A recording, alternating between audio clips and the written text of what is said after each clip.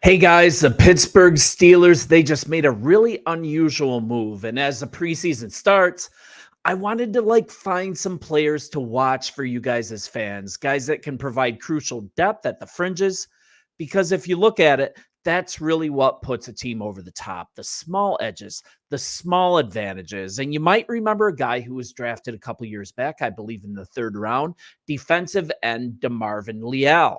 The Steelers have switched his position to outside linebacker, and it's starting to kind of jump start his career, and at least that is the coach's hopes. And this is a young channel here. If you love the coverage, please hit that subscribe button. It's a huge blessing. This is Sports Talk Steelers. I'm part of a Sports Talk family that just absolutely loves covering the NFL. I'm a Bears guy. I got a successful channel, and I'm excited to start covering Steelers football as well, just to give you guys some objective coverage, touch on some stories that aren't getting much attention at all. And this story, this is one of those instances. So you guys, I'm happy to be here. And also, if you have something you'd like covered on this channel about the Pittsburgh Steelers, drop it in the comments, guys. I would love to get it on here for you.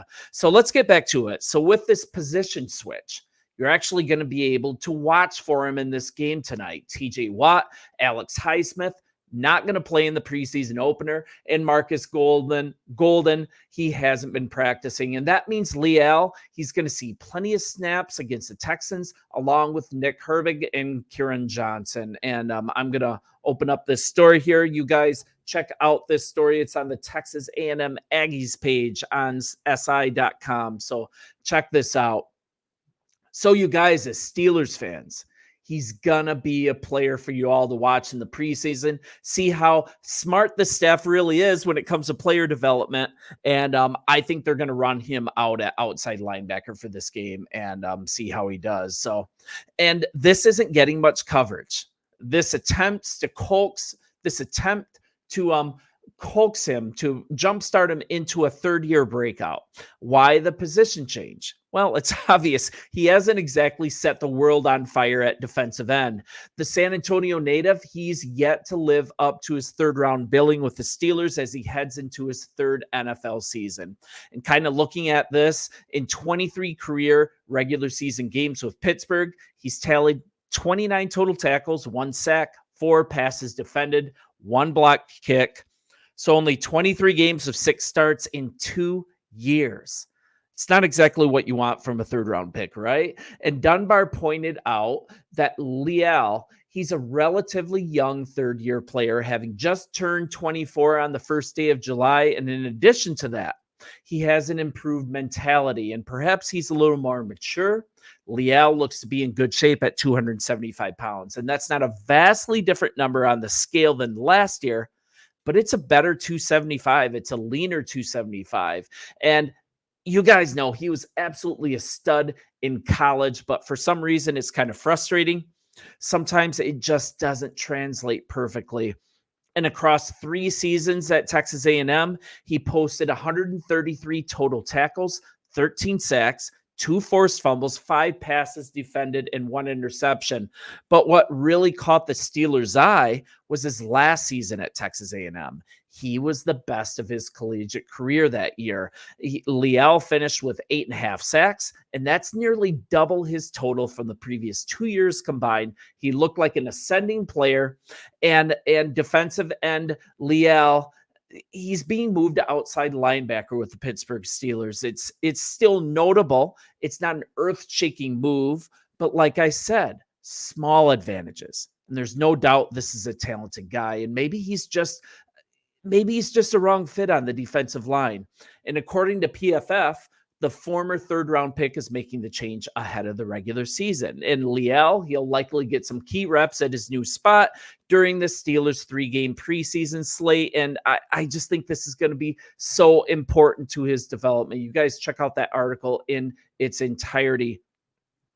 And it looks like so far in practice, it's been a good decision to move him. And this is to hear from the Steelers defensive line coach Carl Dunbar. And this is per Pittsburgh Post-Gazette. I always want to give credit.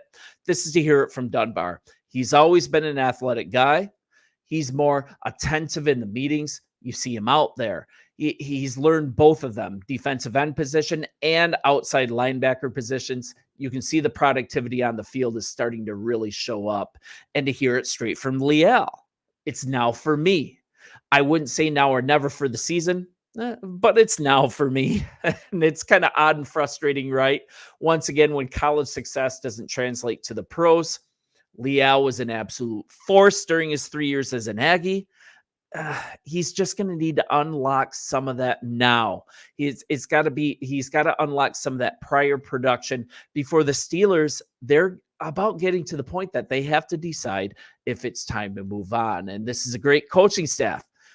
Maybe this move is what does the trick. And it's something pretty interesting to watch during these preseason games, right?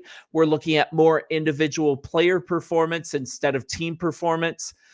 You're either going to see the end of Leal's time with the Steelers in this last-ditch effort, or there's a cool redemptive arc here for Leal. I'm sentimental. I would love to see that. I'm hoping for the latter. But Leal, the dude's got to play with a high motor. He's got to show he's conditioned. He's got to make plays in a preseason setting, and especially against lesser talented players. And while stand-up edge rusher doesn't really seem to be a need for the team either when everyone's healthy, Leal could also try to establish a role in certain sub packages on the defensive line as well, provide some versatility, and perhaps that would give him more value. Come in sub packages that require some bigger bodies. And you know what? Don't get me wrong here. We got to set expectations. We're not looking for DeMarvin to be TJ Watt. We're not looking for him to be Alex Highsmith.